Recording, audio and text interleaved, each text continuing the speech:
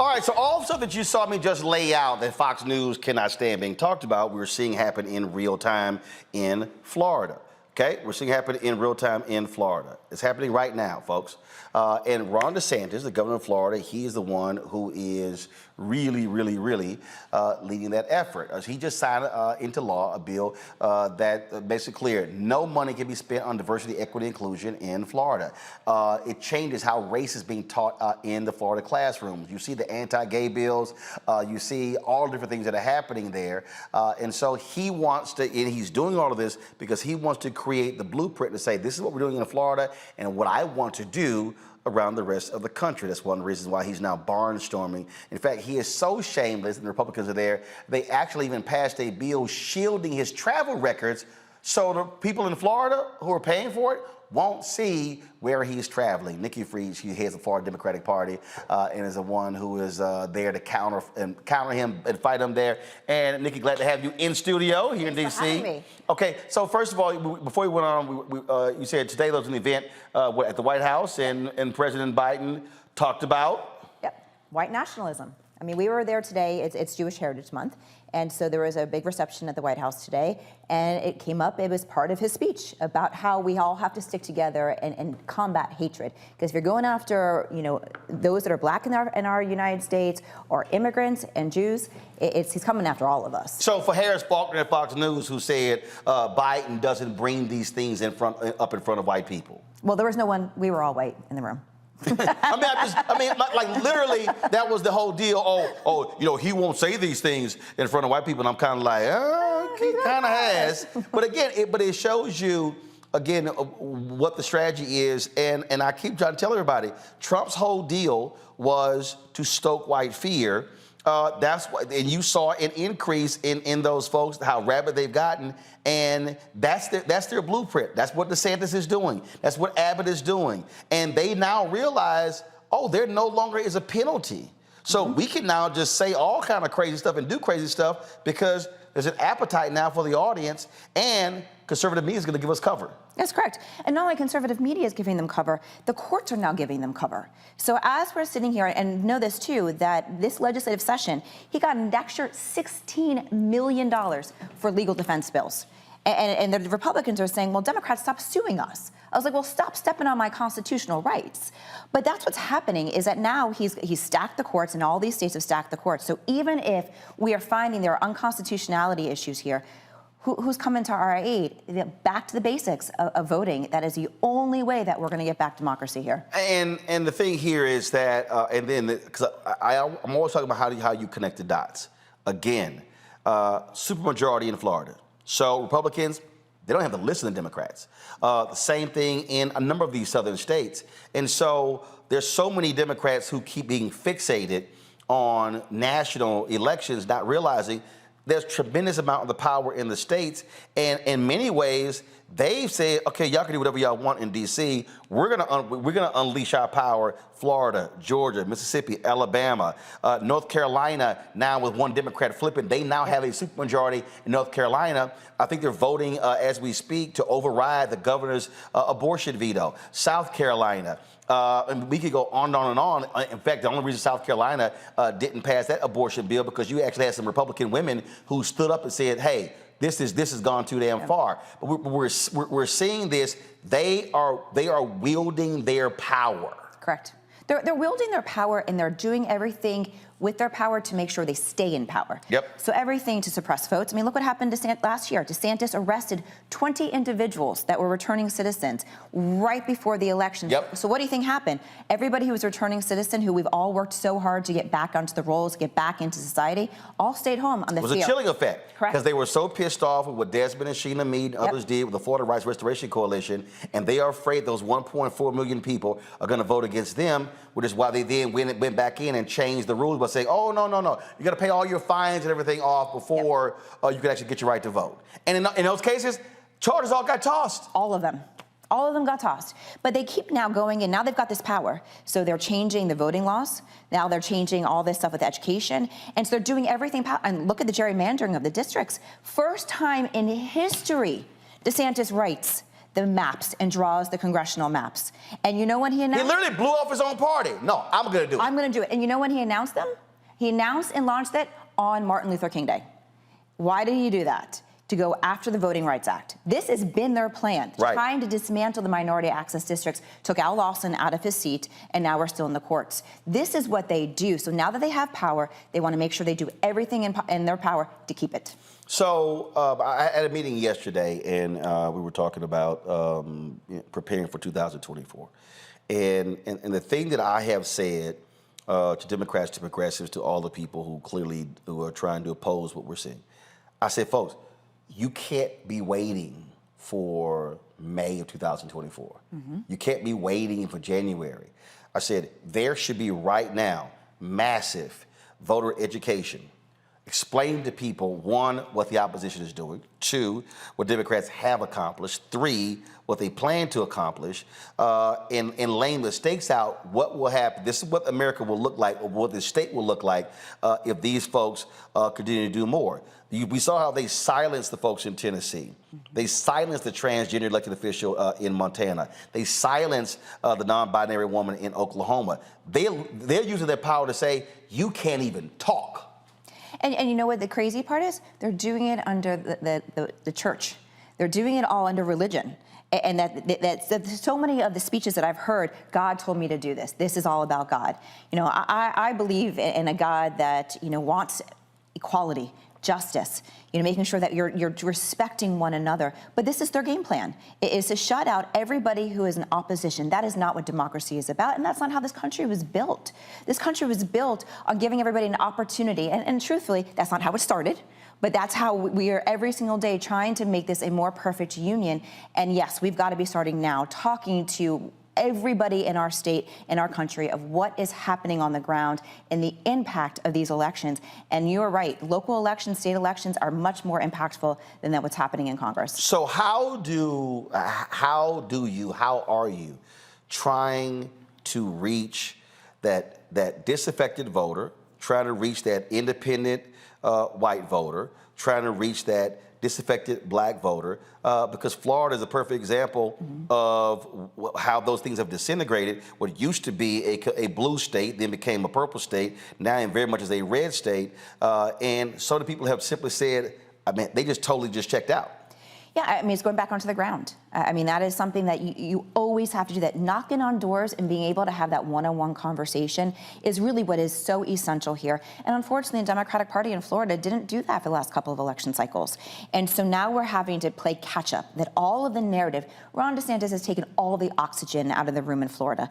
And so to have a conversation, I mean, I was out there, pounding the pavement for years. The first time that I called him a dictator was in March of 2020. Everybody thought I had lost my mind. Oh my God, she's called him a dictator. I said, you're right, I'm watching what is happening. And so we have to get back onto the ground, back onto door knocking, having those conversations, going to areas where we haven't been in many, many years, and to have those conversations about what exactly is happening to our state and to our country. And God forbid that Ron DeSantis becomes president of the United States.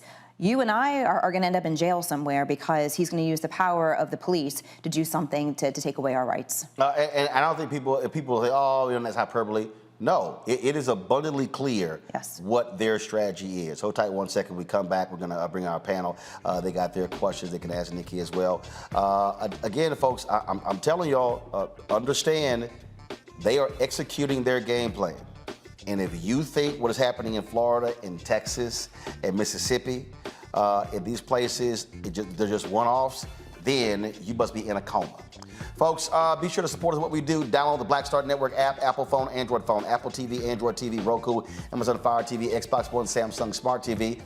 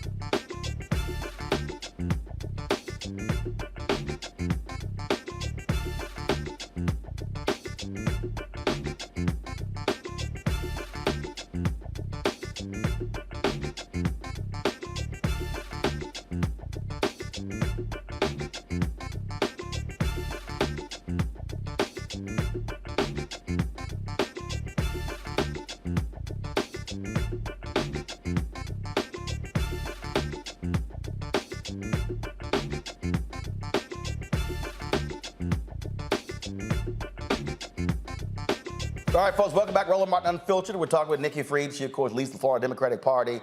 Questions for our panel. Randy, you first. I would just love to know, this is my failed DEI, and I would just love to know why you think that the focus, I have my suspicions why, that they always talk about DEI and they associate it with Black Americans.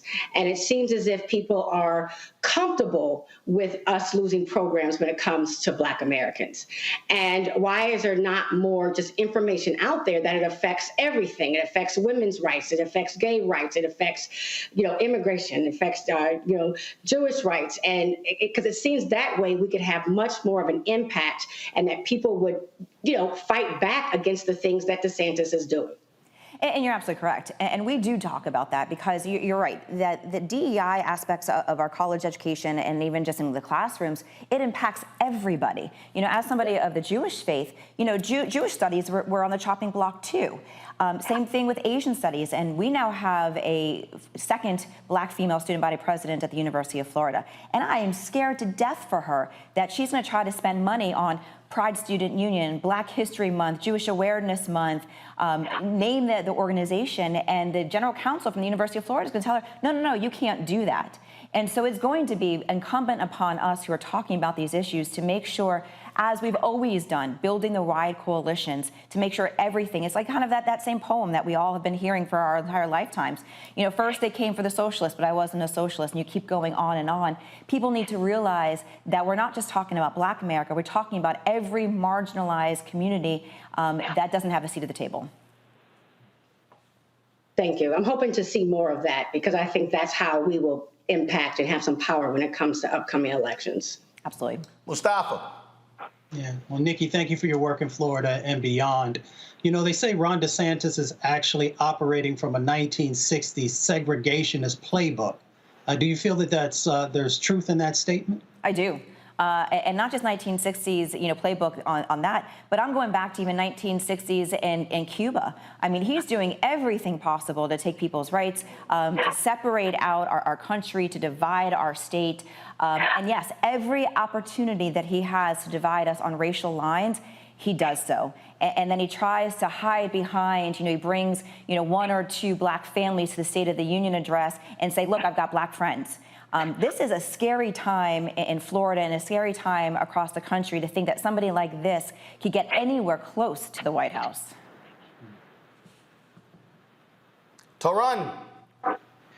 Hello, Nikki. Thank you for your work in Florida. My question is, DeSantis and Florida Republicans are very good at crafting emotional messages to speak to the heart of their constituency. What are the Democrats doing to help Florida people who are Florida Democrats understand the urgency of voting and pushing back against these messages down in Florida? We've got a kind of a mixed opportunity here. One, we've got to fight back about these issues. And if you saw any of our Democrats in the House and in the Senate this session pouring their emotional hearts out, each argument was so heart-filled. And to know that you were telling your personal stories, we have the first Black gay senator and telling his story every single time, telling the women that were in the chambers, talking about their personal stories as we're going to a 6-week abortion ban in Florida. And there is that emotional conversation. But we also have to talk about what is also happening in Florida.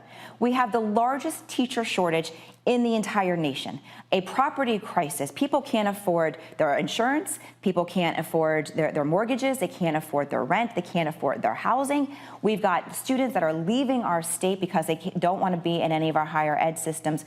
And now the next catastrophe that's happening in our state is the immigration bill that he just signed last week, which we have 800,000 migrant workers in the state of Florida. That is under our 3 top economic incentives in our state: tourism, construction, and agriculture.